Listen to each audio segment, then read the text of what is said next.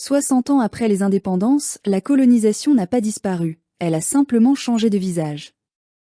Les chaînes ont changé de forme, elles s'appellent dette, francs CFA, base militaire et corruption. Les dirigeants africains sont devenus des sous-préfets d'un empire invisible, au service de Paris et de Washington. Nos richesses partent, nos terres sont vendues, nos voix sont étouffées. Mais une nouvelle Afrique se réveille, prête à briser les chaînes de la servitude moderne. Depuis plus de 60 ans, on nous répète que l'Afrique est libre, que nos pays ont conquis leur indépendance et que les drapeaux tricolores des anciennes puissances coloniales ont été rangés dans les musées. On nous enseigne dans les écoles que la colonisation appartient à l'histoire, qu'elle est un passé clos, une époque révolue.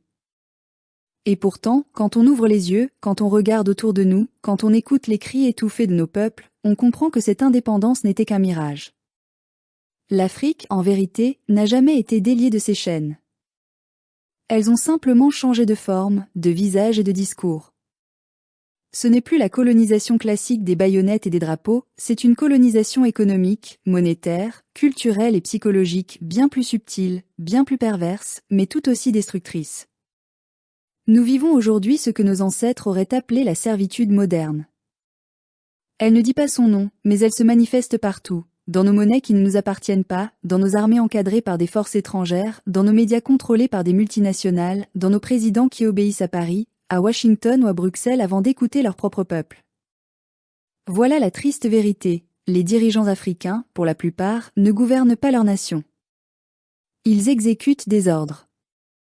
Ils sont devenus, comme le disait le président Thomas Sankara, des préfets coloniaux, des gouverneurs chargés d'assurer que l'Afrique reste à genoux, au service des puissances qui l'ont pillée hier et qui continuent de la piller aujourd'hui. On nous a fait croire que la fin du code noir signifiait la fin de l'humiliation. Mais le code noir a été remplacé par d'autres codes, écrits dans des bureaux feutrés à Paris, Londres ou Washington, le code du franc CFA, le code des accords militaires, le code des dettes éternelles. Nos pays ne sont pas libres, car ils n'ont aucun contrôle sur leur monnaie. Le franc CFA, cette monnaie qui porte encore dans son nom la marque de la colonisation, est le symbole le plus éclatant de cette domination. Il enferme nos économies dans un système qui enrichit la France et appauvrit nos peuples. Tant que nos réserves seront déposées à la Banque de France, tant que nos banques centrales devront rendre des comptes à des technocrates étrangers, nous ne parlerons que d'indépendance sur le papier. Les dirigeants français ont simplement changé de stratégie. Là où autrefois ils envoyaient des soldats, ils envoient aujourd'hui des diplomates, des conseillers, des ONG et des multinationales. Là où ils imposaient leurs lois, ils imposent maintenant leurs contrats. Le néocolonialisme se cache derrière des mots séduisants: coopération, aide au développement, partenariat stratégique. Mais en réalité, il s'agit du même mécanisme d'exploitation. Les matières premières africaines partent vers l'Europe et les États-Unis à des prix dérisoires, pendant que nos enfants meurent dans des mines, que nos jeunes fuient sur des pirogues et que nos terres sont accaparées par des investisseurs étrangers. Et chaque fois qu'un dirigeant africain tente de s'affranchir de cette domination, chaque fois qu'un chef d'État ose prononcer le mot souveraineté, il devient une cible. Le sort de Patrice Lumumba, de Thomas Sankara, de Mouammar Kadhafi, de Sylvanus Olympio, de Laurent Gbagbo, nous le rappelle. Tous ont payé le prix fort pour avoir voulu sortir du carcan. Ils ont été renversés, trahis, assassinés ou livrés à la justice des vainqueurs. Les archives déclassifiées de la CIA, de la DGSE et du MISI confirment aujourd'hui ce que nos peuples savaient déjà. L'Afrique est tenue sous surveillance, chaque pas vers l'indépendance réelle est perçu comme une menace. Les dirigeants africains qui acceptent de collaborer avec ce système, eux, sont récompensés. On leur déroule le tapis rouge à Paris, on les invite au sommet France-Afrique, on les couvre d'éloges dans les médias occidentaux. Mais en échange, ils doivent maintenir leur peuple dans le silence et la dépendance. Ils doivent réprimer toute voix dissidente, emprisonner les journalistes, manipuler les élections, et vendre à prix cassé les ressources de leur pays. Voilà le prix de la docilité, le pouvoir en façade, mais la honte dans le cœur. Ce système est si bien huilé que beaucoup de nos frères ne voient plus les chaînes. Ils croient à la propagande des maîtres. Ils croient que sans la France, l'Afrique ne peut pas vivre.